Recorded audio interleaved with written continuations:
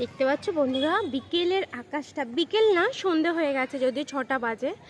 6টার সময় আমি ছাদে গিয়ে দেখছি যে আকাশটা এত সুন্দর, ক্যামেরাতে আসছে না, এত সুন্দর আকাশটা। একটা কি বলবো, রেড কালার ছড়িয়ে আছে এই দিকটা, দেখো ঠিক আছে।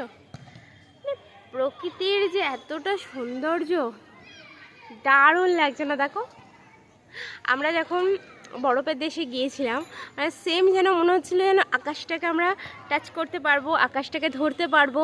দেখো আকাশটাকে দারুণ দারুণ লাগছে, তোমাদের সঙ্গে না শেয়ার করে পারছি না, বাট এখানে একটা নারকেল গাছ আছে, সেই জন্যই দেখতে পাচ্ছ, আমি একটু জুম করলাম। দেখো দারুণ সুন্দর লাগছে, দারুণ দারুণ। দেখো মনে হচ্ছে না আমরা যেন আকাশের দেশে আছি, আকাশটাকে ছুঁতে পারবো, সুন্দর লাগছে, সুন্দর। পৃথিবীর দেখো সব কিছুই সুন্দর, অ্যাবজর্ব করতে হয় আমাদেরকে। পৃথিবীর আকাশ বাতাস, প্রকৃতির যে সৌন্দর্য, তার আগে কিছু নেই। সব কিছু, সব থেকে সুন্দর প্রকৃতি, ঠিক আছে। তারপর তো আছে, সুন্দর জিনিসের অভাব নেই, সুন্দর সব কিছুই আছে, কিন্তু আকাশটা আমার কাছে এখন এই মুহূর্তে আকাশটা আমার কাছে খুবই সুন্দর লাগছে। তাই তোমাদেরকে আস্তে আস্তে এই যে রেড কালারটা না, দেখো ঢেকে দিচ্ছে মেঘ এসে, একটা ছাই রঙের মেঘ এসে ওটাকে ঢেকে দিচ্ছে। দেখো আস্তে আস্তে ঢেকে যাচ্ছে এই দিকটা, দেখো ওয়াও, ওয়ান্ডারফুল।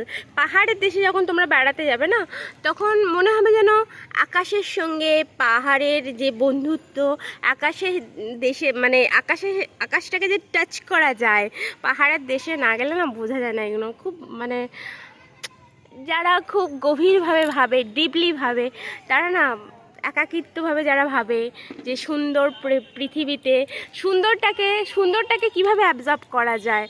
তো বন্ধুরা এটাই বলার ছিল। ভালো লাগছে, আস্তে আস্তে মেঘটা ঢেকে দিচ্ছে, রেড কালারটাকে ঢেকে দিয়েছে। দেখো তোমাদের সামনেই দেখতে পাচ্ছি, মনে হচ্ছে না পাহাড়, দেখো ওইটা দেখো মনে হচ্ছে পাহাড়ের মতন। So nice, so nice, so nice.